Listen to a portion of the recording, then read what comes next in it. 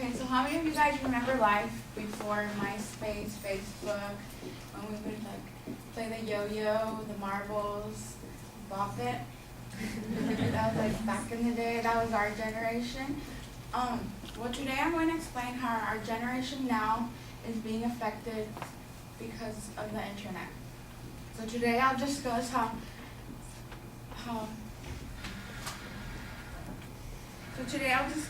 internet has negative outcomes because the excessive amount of internet usage results to failure, and also because the internet lacks censorship and because of cyberbullying. So first, many kids are online now. They're on Facebook. They're 12 years old and they already have access to Facebook, Instagram, Twitter, and all the kinds that we didn't have as younger. So as a result, many of them are postponing their homework assignments and they're not getting their homework done. And according to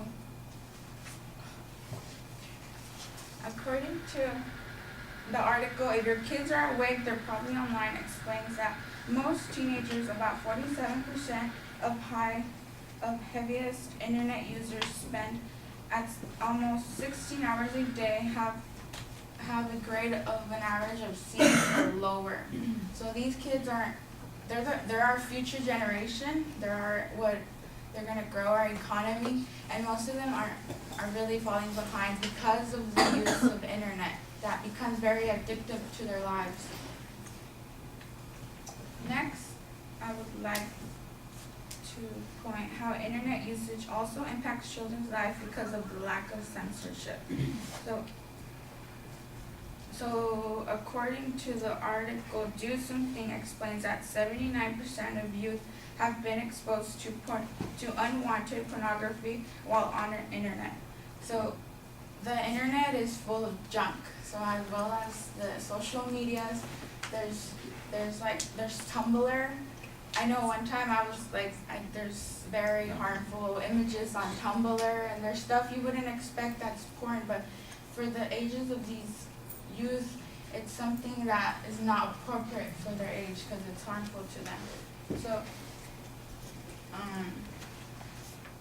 for example, also they are exposed to let's say movies. For example, one of my cousins, she's 12 years old, and my aunt had caught her watching a rated R movie. She wasn't allowed to be watching, and rated R movies they're rated R because you're just not supposed to be watching. You have to be at least 18 or older. And these kids are getting a hold of all this because internet is lacking that censorship to being able to block them off from that. And then lastly, because kids are using excessively amount of internet, it involves kids with cyberbullying. So kids, of course, when we were young, we were immature, we made fun of all kinds of kids. So according to the article, 11 Facts About Cyberbullying states that nearly 43% of kids have been bullied online, and 1 in 4 still occur. So kids on social media are talking bad about each other. So because it's easier to say something online than in person. So these kids are hurting themselves and emotionally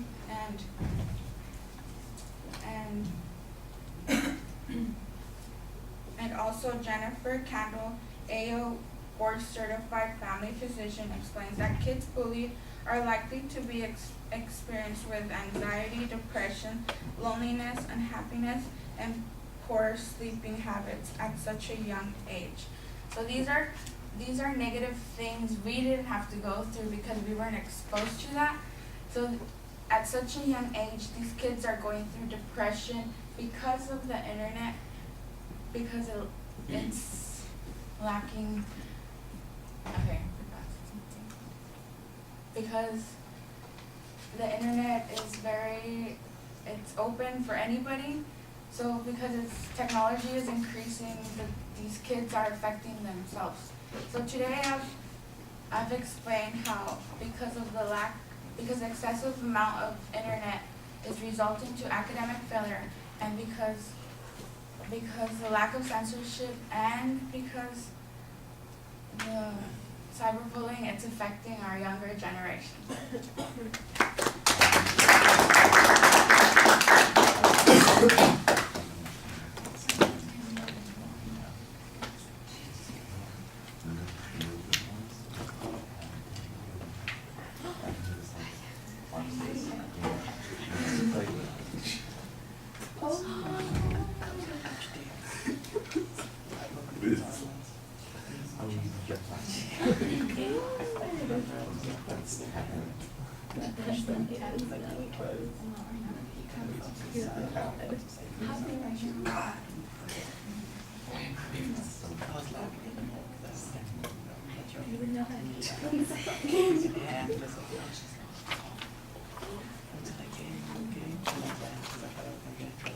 No, I don't.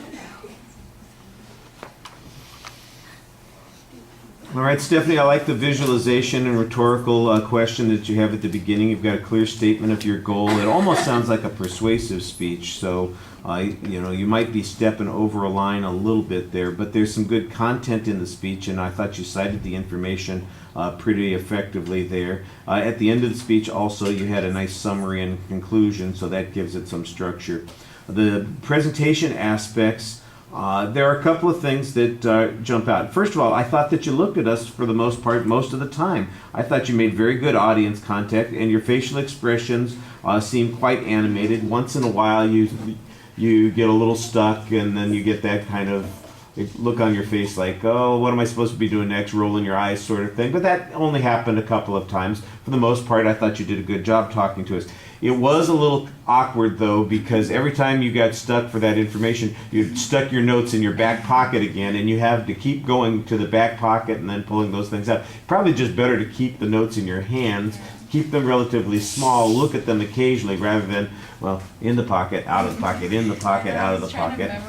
Yeah, and that's the problem with trying to memorize something. It's hard. Memorization is a very tough thing to do.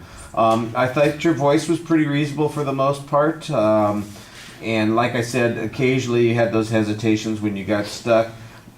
I didn't see a lot of anxiety issues except those moments when you had to get the notes out. And then right in that last section, I thought there was a place where you got stuck or you were uncertain or suddenly you seemed nervous, I guess, because you're in the side of the finish line there, and all of a sudden most of the things that you hadn't been doing, you started doing a couple of those things. So there's a little bit of swaying thing back and forth. There's a little bit of nervous expression on your face, and your voice drops out a little bit. So except for that last minute or so, I thought that you were in pretty good shape. And then, like I said, I think when you saw the finish line up ahead of you, you just went, and you bailed out on the good things that you were doing up to that point.